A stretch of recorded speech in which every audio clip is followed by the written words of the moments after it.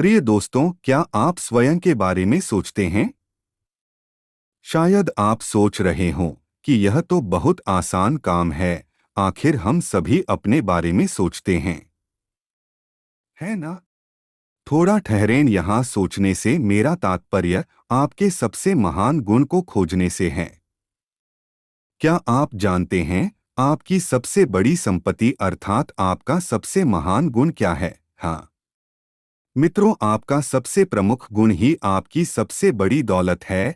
तो इसका मतलब है कि हर दौलतमंद आदमी अपने प्रमुख गुणों को जानता है, तभी तो वह इसका सबसे प्रभावी ढंग से प्रयोग कर पाता है।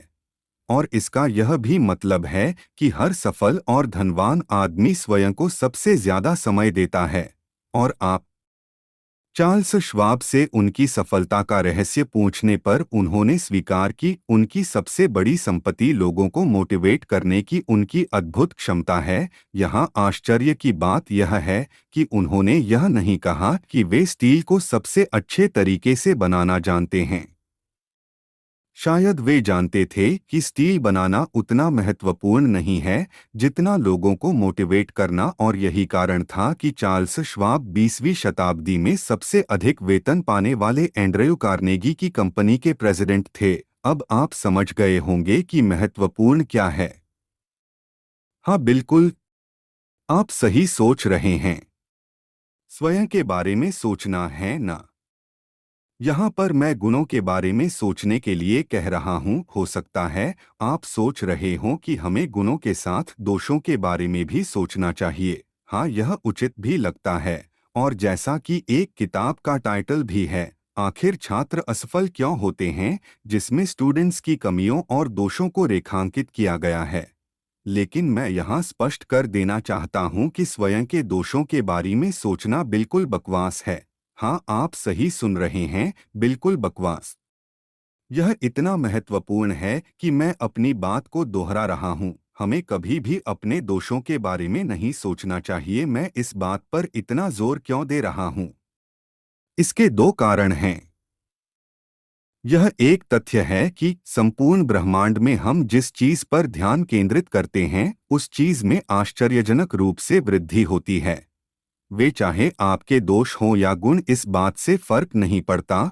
फर्क इस बात से पड़ता है कि आप किस चीज पर ध्यान केंद्रित कर रहे हैं।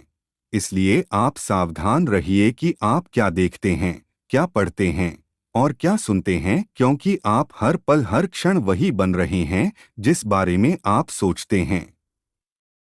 अगर आप इस बात पर विश्वास करते हैं कि यदि हम अपने दोषों और कमियों को जानेंगे नहीं तो सुधारेंगे कैसे, तब भी आपको अपने दोषों के बारे में सोचने की आवश्यकता नहीं है। कैसे?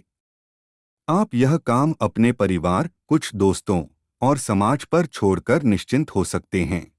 और अगर आपको इस बात पर विश्वास नहीं हो रहा तो आप अभी से ध्यान देना शुरू कर दें। और मैं इस बात पर शर्त लगा सकता हूं कि अभी आप जरा भी अंदाजा नहीं लगा सकते कि वे लोग, आपके परिवार के कुछ सदस्य, कुछ दोस्त या अन्य लोग, आपकी गलतियों और दोषों को आपके सामने कितनी बार दोहराते हैं।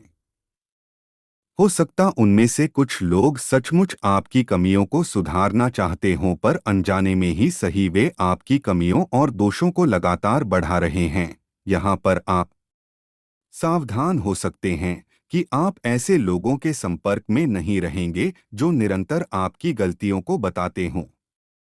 तो हमें क्या करना चाहिए?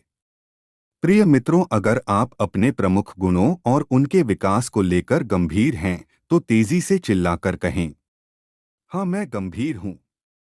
ओह मैंने सुन लिया।